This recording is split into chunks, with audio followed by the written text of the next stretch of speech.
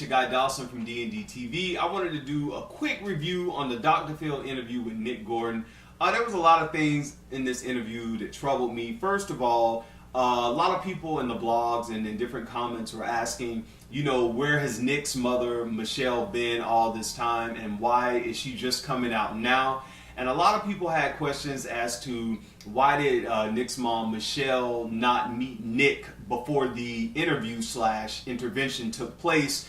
And as the show began, we heard Dr. Phil say that Nick didn't even know his mom, Michelle, was in the hotel or wherever they were interviewing at, that it was going to be a surprise, and that she reached out to him because she thought that Dr. Phil could help him because Nick had told her that if anything happened to Bobbi Kristina, he was going to kill himself, and that she was really sad.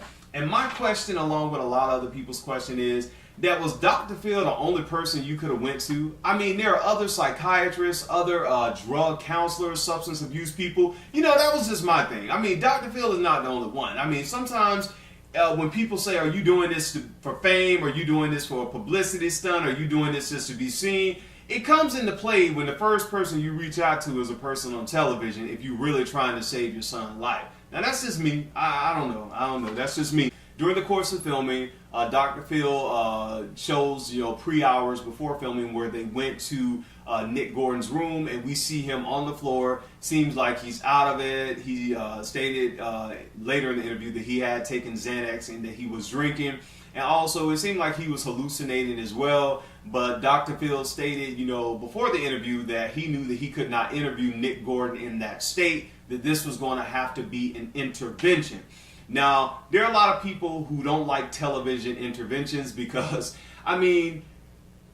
it's television. So you got to get people what they want. Then you got to consider the person who's there getting the intervention. Now, on one hand, it is for ratings and people need it.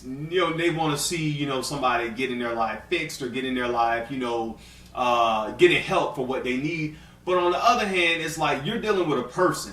So you're not going to do the interview, you're going to do the intervention. But at the end of the day, is the dude going to get help? I mean, for real help, not just television help where we can say, yeah, he committed suicide, 2 years ago, but he did go on to Dr. Phil.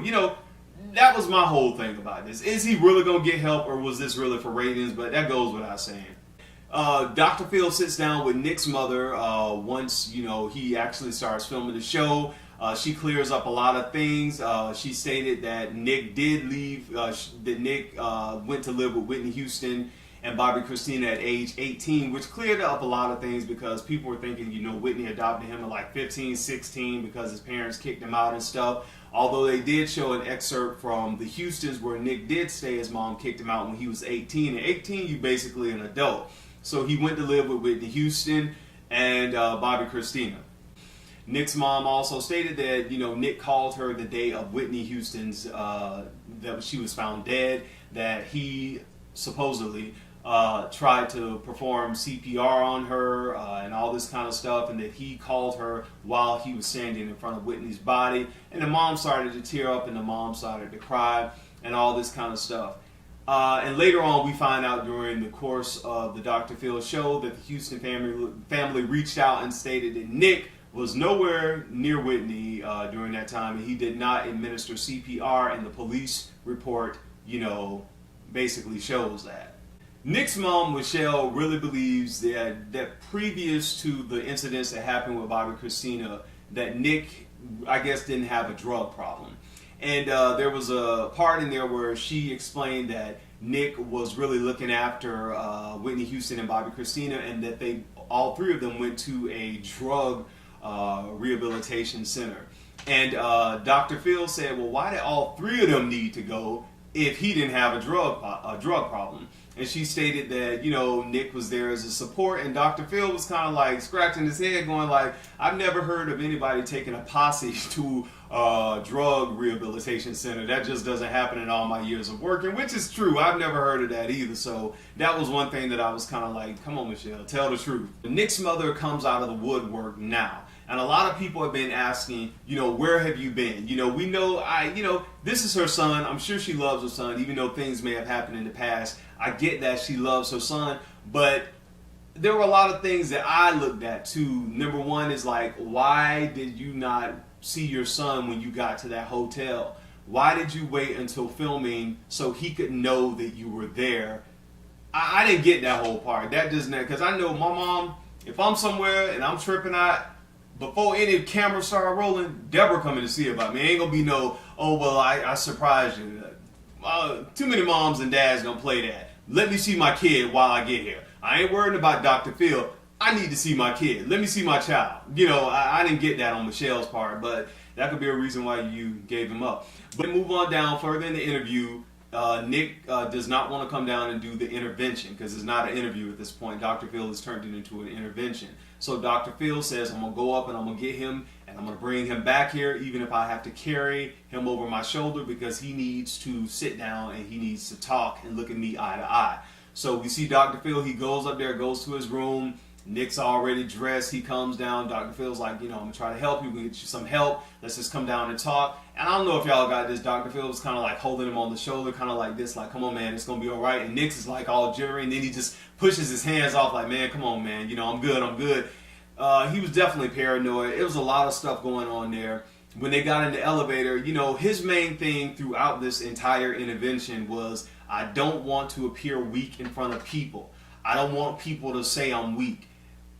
From this intervention / interview, I get that Nick has a problem or an issue with being starstruck and basically what the people who follow him on Twitter, Facebook, or all that stuff, what they think about him, because that was what he appeared to worry about through this entire interview. And, you know, there were several references, you know, that he made about, you know, with Dr. Phil. You know, I know you, you're Dr. Phil, you're famous like me. Or, you know, I lost the legendary singer, the world, you know, stuff like that, that it just stay. If you're a person who sits down and analyze people like this all day, it's certain key phrases that people say that it sticks out to you, that gives you a basis behind, you know, their personality and the facade that they put on.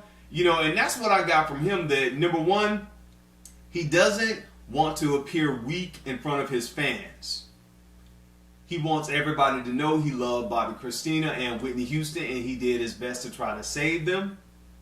He had a thing where he wanted everybody to see Bobbi Kristina's, I guess, her face on his arm and the tattoos, and he even said it during the interview, you know, like, you know, don't film me, look at this, film this, film. It was just so much that was going on, man. But the thing that really got me was when he said that to Dr. Phil. Dr. Phil was like, yo, you know, do you know who I am? He was like, yeah, I know you're Dr. Phil. You're famous like me. You know, and it was like he was out of it. I don't think this was a good place, a good space for him to do an intervention / interview. I know Dr. Phil is a television, you know, personality, person who tries to help people like really like get their stuff together. But this, to me, it was not a good look for Nick. I don't know if it's going to help him or not. I think they're going to do a follow-up show because he did go to Willing Way Treatment Center, you know, with some people who came from Willing Way in Georgia. And I hope that he gets the help that he needs, because I don't see that this intervention, I don't see what good it did. Anybody knows me, I haven't said anything about the Bobbi Kristina incident since it happened. I actually haven't said anything until this video. Whitney Houston was my favorite artist, still is. I have no other favorite artist. I say that every time I do anything with Whitney Houston. But I just like, she hasn't got any rest since her death. It's like, it's always something constant in the media about this. And, you know, I definitely hope, you know, Bobbi Kristina pulls through.